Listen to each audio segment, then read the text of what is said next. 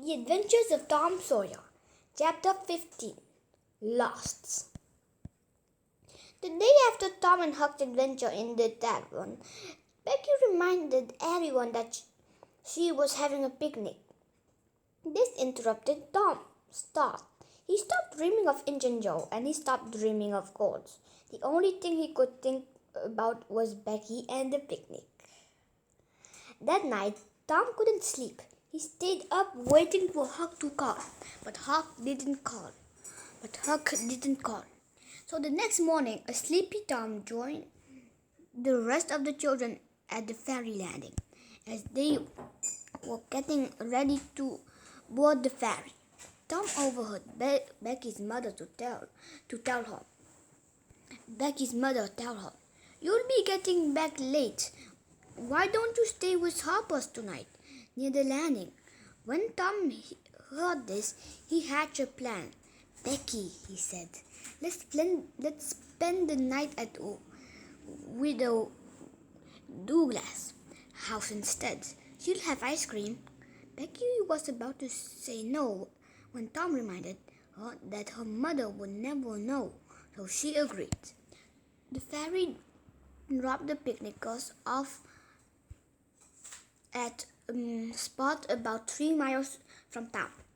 After they had eaten and played some games, somebody yelled, "Who's ready for the cave?"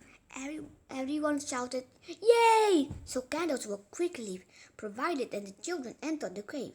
The cave was a confusing maze of twisting and turning tunnels, but most of the boys knew their way around a lot of it. After a while, the boys and girls returned to the cave entrance. Soon the ferry blew its whistle. Night was falling, and it was time to go. The picnickers boarded the boat and amused themselves with tales of their adventures. No one noticed that Tom and Becky were missing. Meanwhile, Huck was watching the tavern. Huck was hiding deep in the shadow when he saw two men leave by the alley door.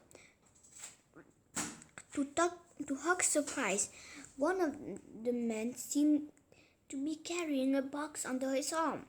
Huck was determined not to let the treasure escape him twice, so he followed the men.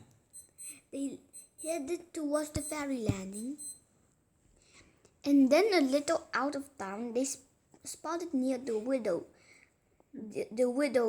Douglas's house.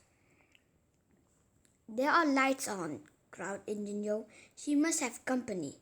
"Maybe we shouldn't do this," said the second man. "No way," said Injun Joe.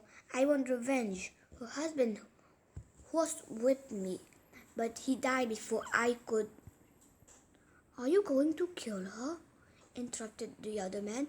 I won't do any killing." "Who said kill?" answered Injun Joe. Huck had heard enough. He turned and slowly moved away. Once he was sure that he couldn't be heard or seen, he ran. Huck spotted at the first house he came to. It was the Welshman's house, and he banged on the door. As soon as the Welshman opened the door, Huck told him that Widow Douglas might be in danger. The Welshman and his sons grabbed their guns and ran to the knights. Huck returned at dawn to learn what had happened.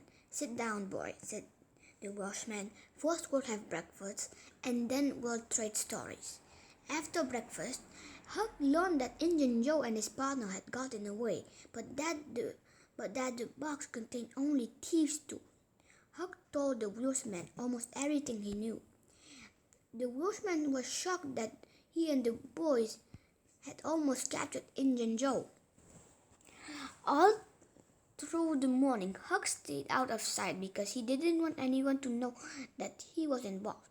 The Welshman had a lot of visitors who wanted to hear the tale, and he told them, but he never mentioned Huck's name. Instead of describing a mystery man who was warned him from a crime, soon The town was as curious about the mystery man as they were about the crime, but the Welshman wouldn't reveal Huck's identity. Although there was no Sunday school during summer vacation, the whole town gathered at the church. People wanted to hear more news about the thieves and the mystery man. Before long, a new mystery appeared. Where were Becky Thatcher and Tom Sawyer? No one knew. Judge Thatcher organized a search party, and the group went to the cave. They looked for Becky and Tom for 3 straight days, but were unable to find them.